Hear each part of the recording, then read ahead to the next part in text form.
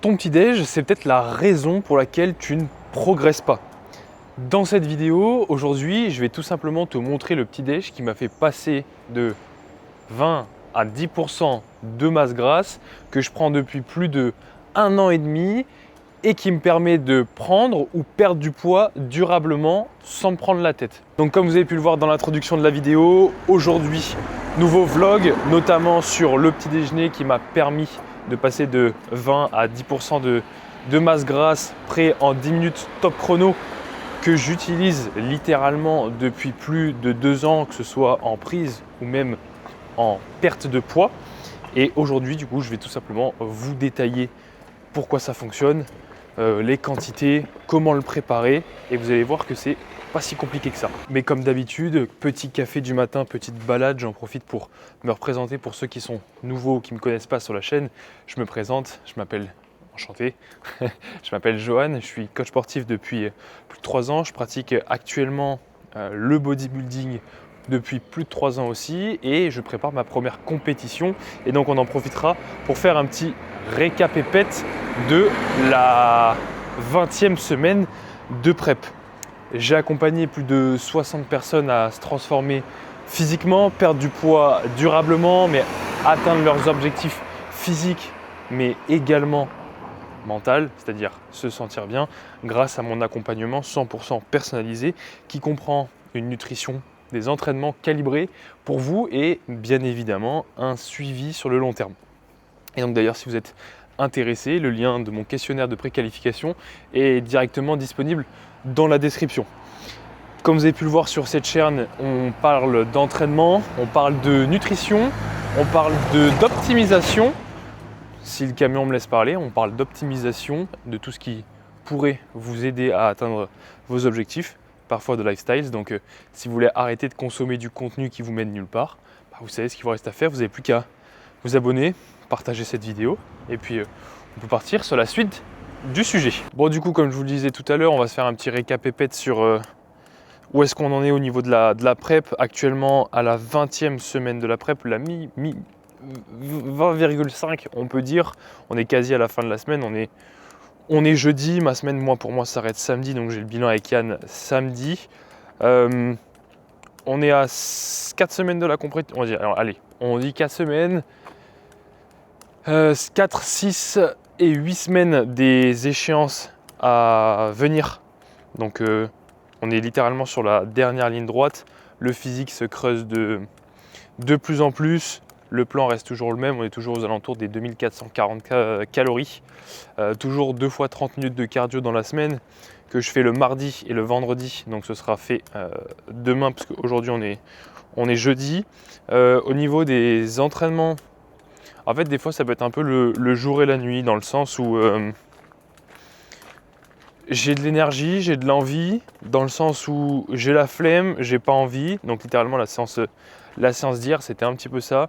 Vraiment la flemme, fatigué physiquement, mais fatigué, je sais pas, j'ai envie de dire mentalement.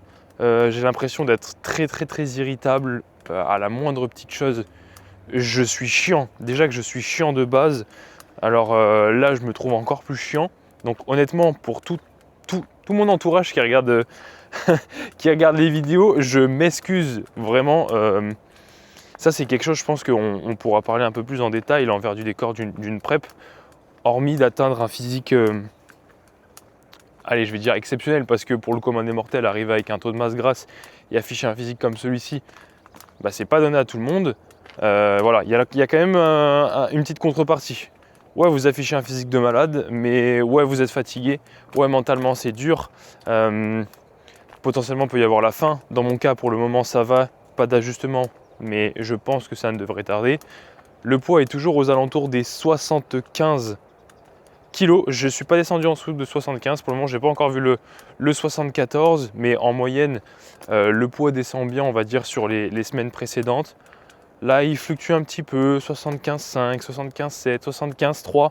Là, ça fait 2-3 jours que je suis au même poids.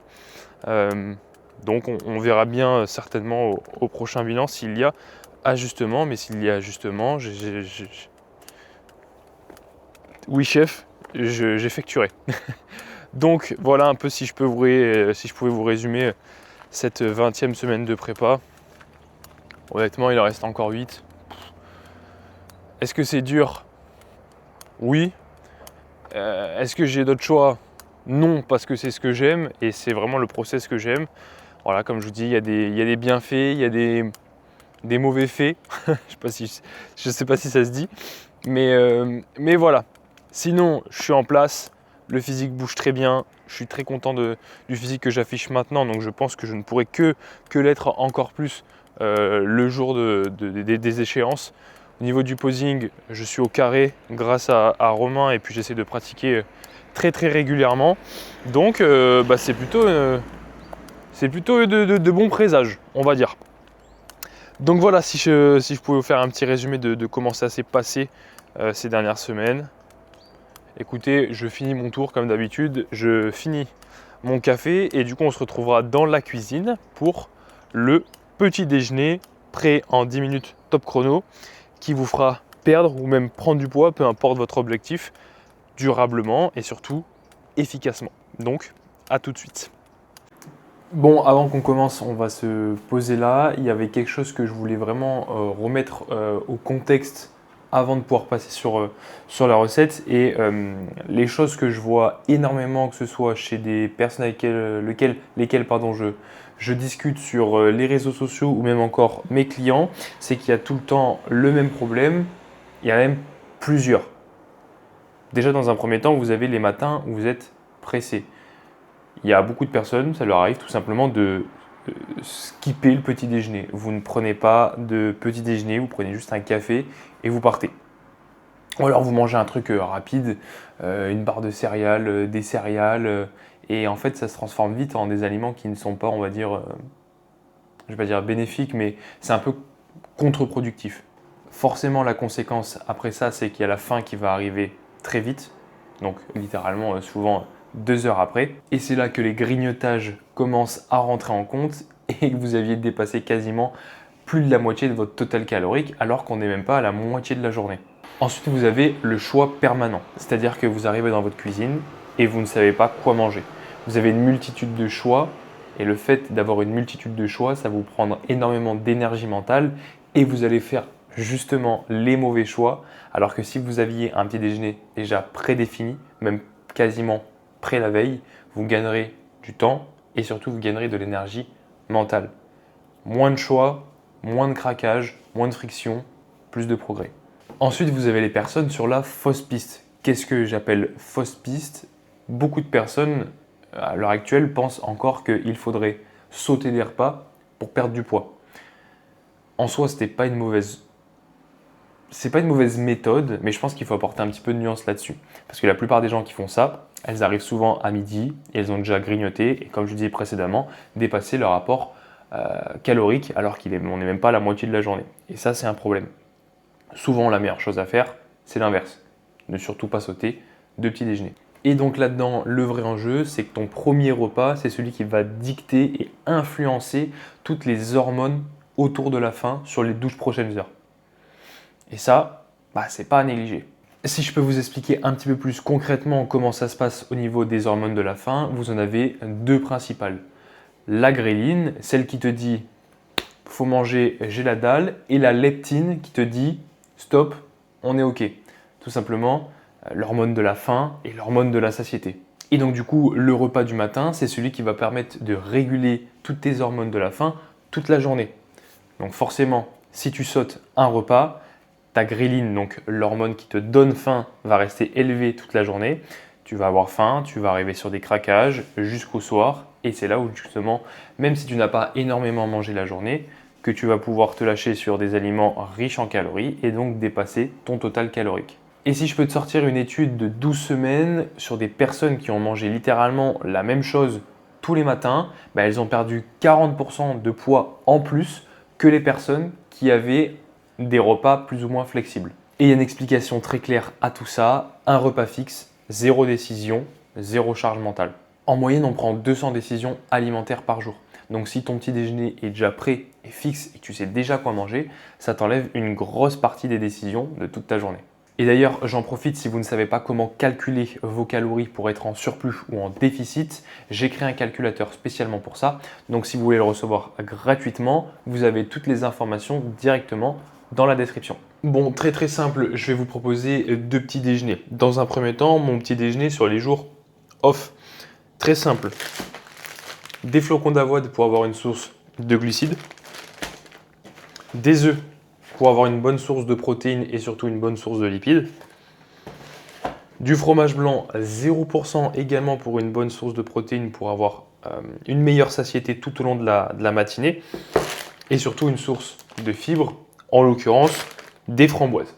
Ce qui fait que vous avez un petit déjeuner complet, riche en protéines, avec des glucides pour vous permettre de maintenir la faim loin de vous toute la matinée et également des fibres pour votre santé intestinale. Ensuite, pour la préparation, c'est super simple. Moi, je viens mettre 45 g de flocons d'avoine dans un bol que je viens y mettre avec de l'eau pour faire un porridge et je le mets au micro-ondes.